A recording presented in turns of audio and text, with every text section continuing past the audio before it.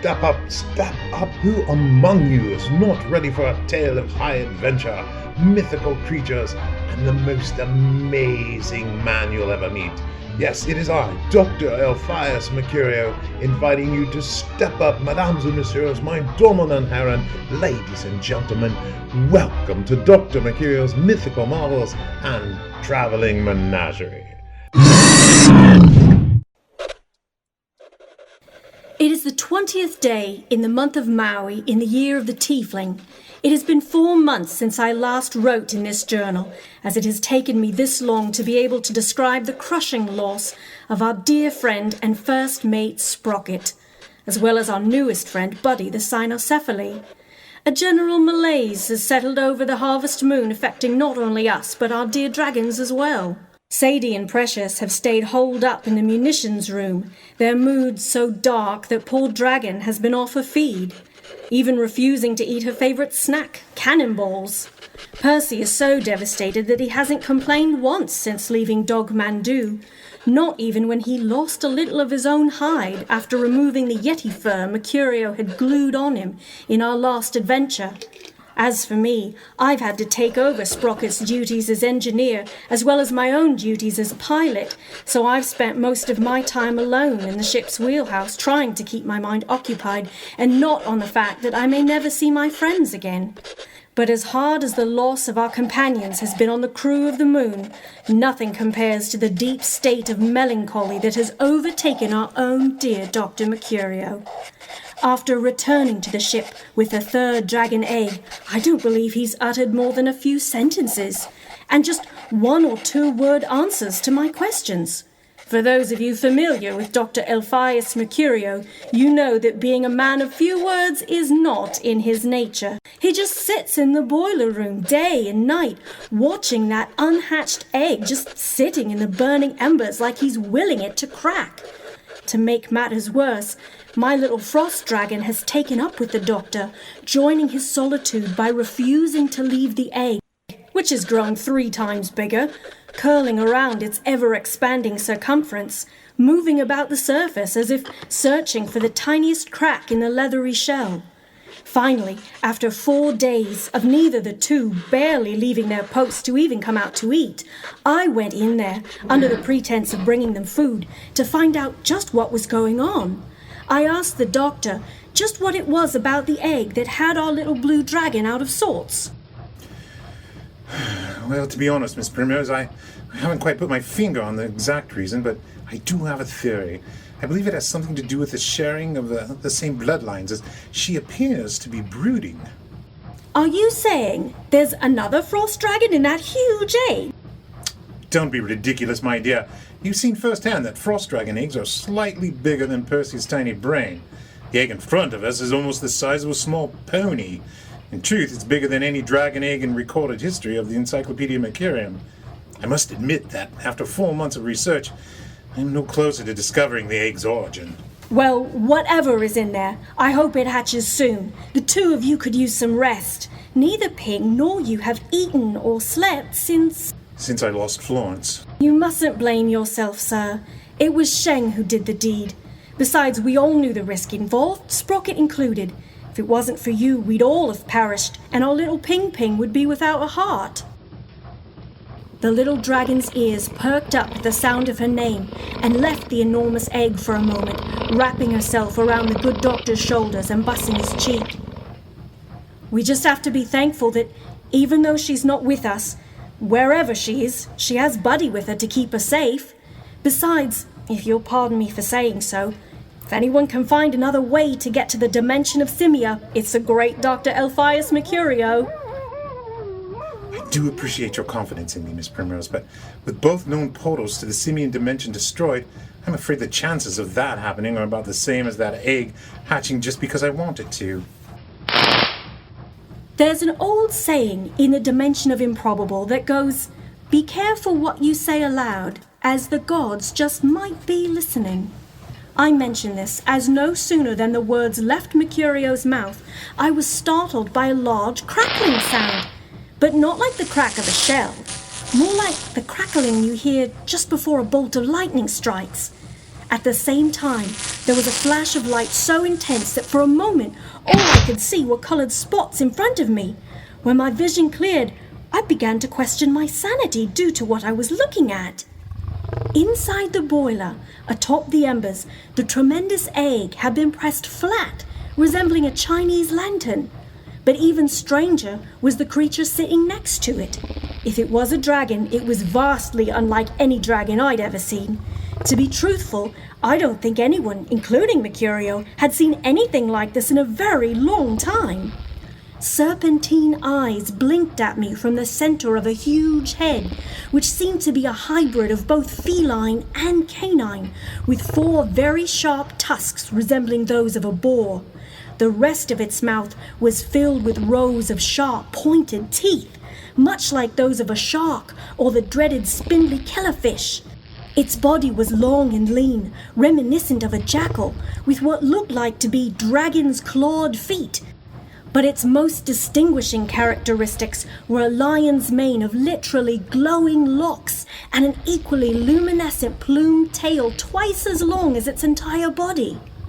It had locked eyes with the doctor, who was looking as surprised as I was.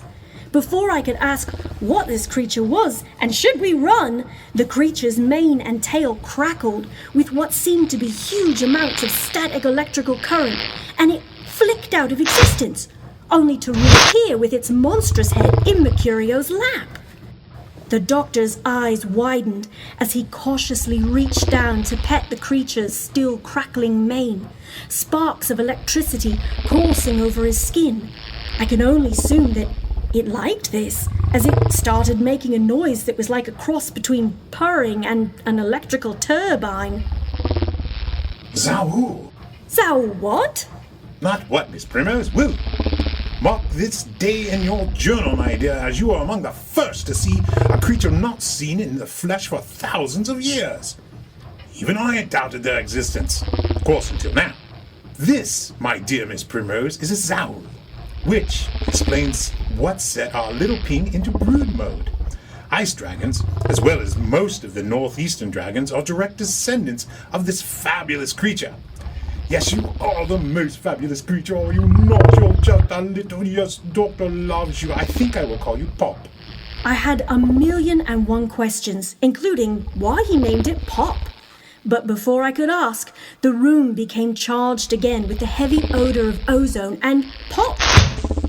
The Zawu once again flicked out of sight.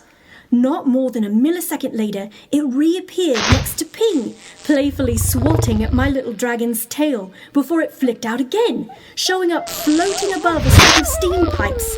Seemingly delighted, Ping yipped and took after it. What in the name of the 13 gods is it doing? By simply just engaging in a game of your it, dragon style. The air filled with enough static to make all our hairs stand on end as the 2 mischievous creatures flicked and flew about the moon's boiler room. Ping quickly caught on and seemed to be able to anticipate where the Zawu would appear next. You see, Miss Primrose, right there, proves there's a familiar link between the two. This is quite the stroke of luck I was hoping for. Before I could ascertain what he meant by that, my nitwit brother stepped in to see what all the fuss was about. Unfortunately for Percy, he was caught between the two as the Zawu flicked into being.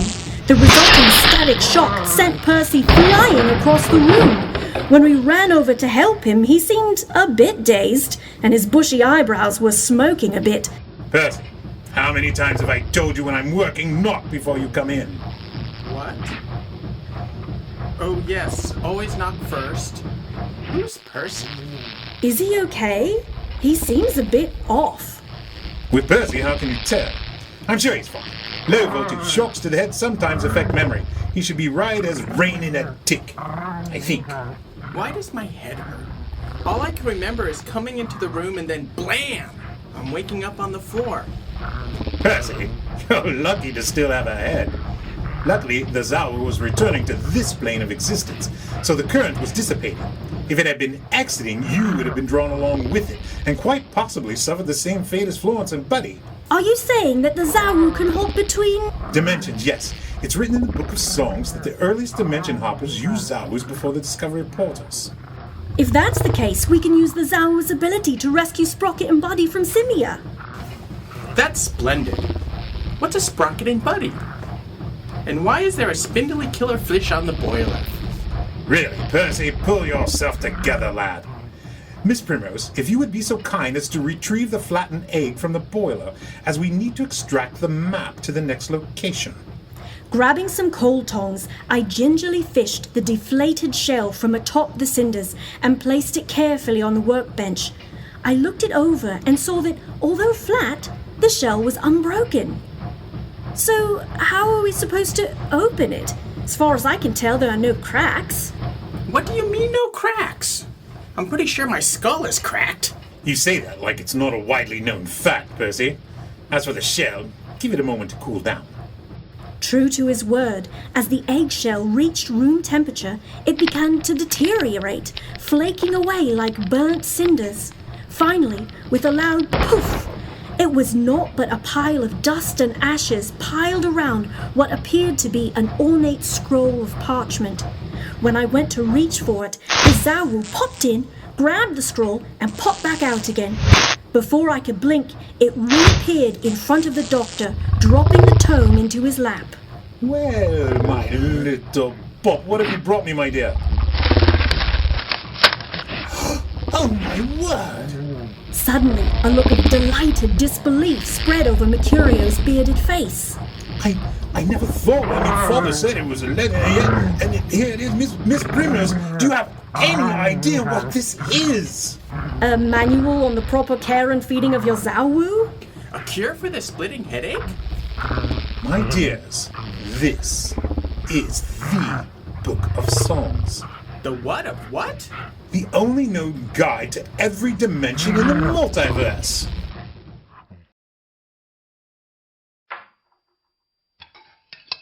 So, exactly how did the multiverse's rarest book find its way inside the kitty dragon's egg? I will explain this one more time, Sadie, so please try to keep up. That goes double for you, Percy. Double what? As I said before, I'm beginning to suspect that there's a little more to the alchemist legend than what we've been told. With our latest acquisition of Pop and the Book of Songs, it's looking like he had more in mind than just the preservation of various dragon species. I'm not sure I understand what you're getting at, sir. What I'm getting at, Miss Primrose, is before they died out, there was at least 20 different species of dragons throughout the known dimensions, and yet he chose to save these 3 species exclusively. The frost dragon's heart can practically bestow close to eternal life for whoever possesses it. Precious is a Romanian rockwind, the fiercest and most destructive of all the battle dragons. Which brings us to our latest find, Pop and the Book of Songs. Whoever possesses control over these items has the ability to travel between thousands of different dimensions. This, my friends, leads me to believe that there might be a hidden agenda in play here. But everyone knows there's only 13 dimensions in the multiverse. Well, according to this book, everyone, including you, was wrong. After looking through it briefly, I have identified not only routes to the known 13 dimensions, including Simia, but over 500 more, and that's just in the first few chapters. Does it tell us where we'll find the remaining dragon egg?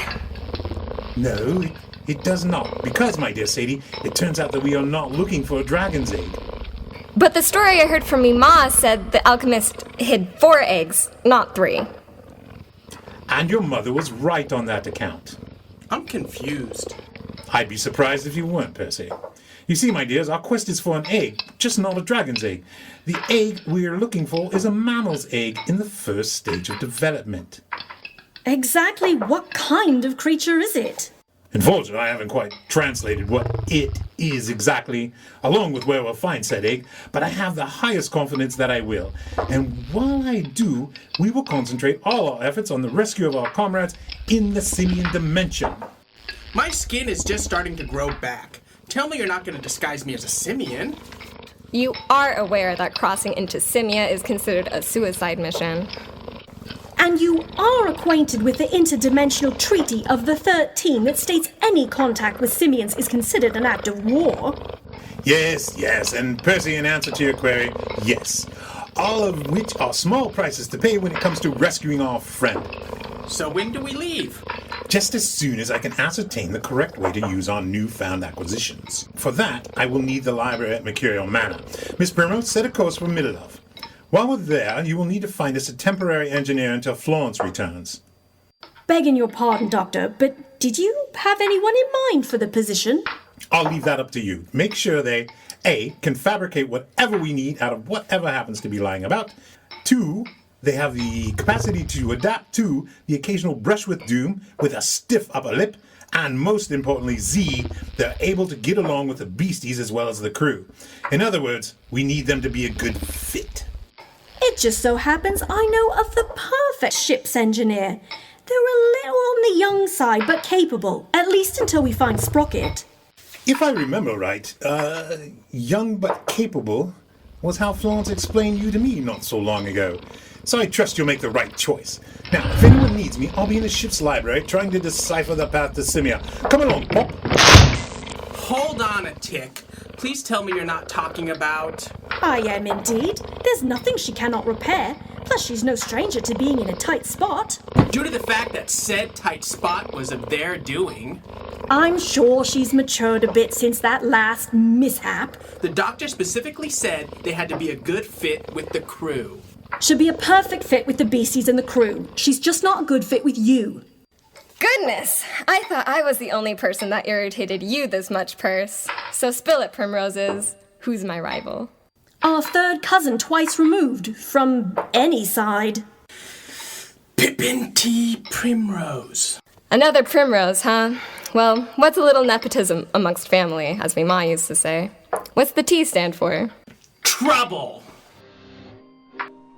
Dr. Mecurio's Mythical Marvels and Traveling Menageries stars the voices of Annamarie Macleod, Claire Whitaker, Star Haggen Esquerra, Ray Esquerra, and Ricki Vincent as Dr. Mecurio. To learn more how you can have dragons at your next party or event, please contact Dr. Mecurio at Dr. Mecurio page at thepuppetryinstitute.org.